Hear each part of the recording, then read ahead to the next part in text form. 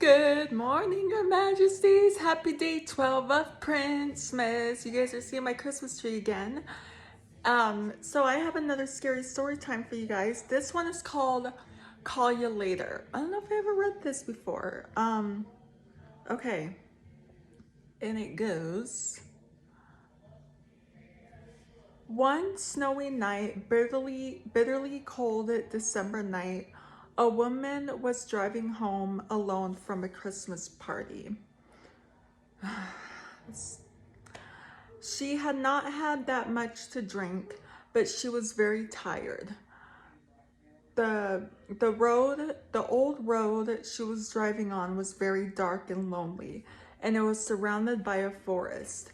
The woman groaned and as she realized she was almost out of gas. I would groan too. Um, um, she pulled over into a gas station a couple miles down the road. When she went in to pay, no self-serve here. Oh lordy. The clerk was acting very weird. He filled her tank, then grabbed her and pulled her off to the side. There is a problem with your card and you need to come in so we can figure it out. The lady was scared now, and it didn't help when, after dragging her inside, he pulled a knife. What? The lady didn't stick around to find out why. She rushed to her car and sped off. In her rearview mirror, she saw him get into his pickup truck and follow her. She was very scared now. Even every few minutes, he turned on his high beams and her car was flooded with light. Eventually, in a last desperate attempt to lose him, she veered left and then quickly made a screeching turn right onto the private road that led to her house. It worked. Oh crap. It worked. Now that she could relax, she listened to the radio. The announcer informed the audience that there was an escaped convict who was in for a mass murder he had committed. Oh my gosh. He was missing his right hand, and in its place, he wore a hook. Candyman? No.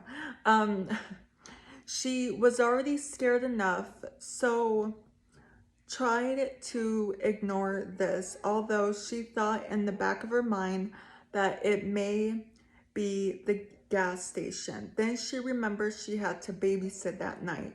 She hurried home, and when she got out, she stared in horror at a hook hanging from her door. Oh, hell no. Now, she knew it was the gas station guy. She was glad that she escaped the guy. She walked inside. At least he didn't follow me, she thought. She could finally relax. She would put the kids to bed, then call the police and tell them what happened. It wasn't urgent, or so she thought, because she didn't know where he was. Anyways, when she put the children to bed, she didn't bother to turn on the lights, but she noticed a creepy clown statue. How could you like that, she thought. Oh well, it's their house. When she went downstairs to watch some TV, she thought she saw footprints besides hers, leading away from her car. She was tired, so she ignored it. She forgot all about her little run at the gas station. She was drifting to sleep when the phone rang. Maybe it's the parents. I can go home, and I can go home soon.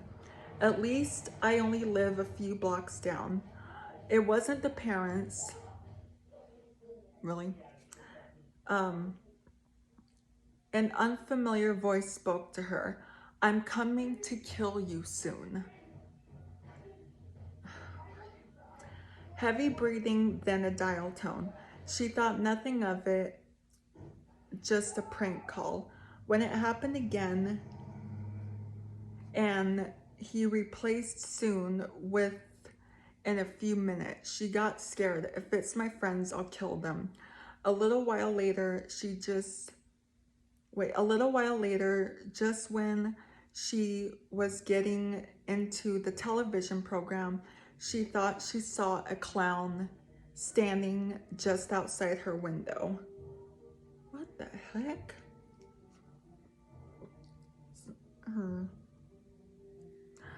Man, I'm so, wait, she called, she called a neighbor, but they didn't see anything outside the house. Man, I'm so tired, I'm hallucinating, she thought. Not 10 seconds later, after she hung up, the phone rang again. It was the stranger. I'm almost there, he said. Now the girl was scared. This wasn't one of her friends. They wouldn't go this far with it. She called the police and informed them of what had happened. The policeman on the other end told her they would call back after they traced the next call. The girl went to the kitchen and grabbed the butcher knife. She was freaked out. She sat huddled in the corner and completely forgot about the kids.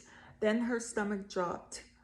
The phone began to ring. She sat there staring at it, not wanting to answer it, but she had to so the police could trace it. Hello? She said feebly. It won't be long. It won't be long now, he said. The girl was scared to tears. The police called, "Get out of the house. The calls are coming from a cell phone upstairs." The girl screamed when she heard the door open upstairs and saw a bloody clown walking down the stairs.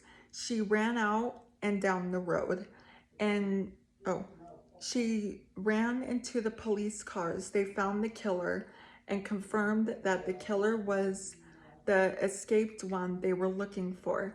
They found a grocery bag with a knife, clown wig, and cell phone upstairs. Jeez.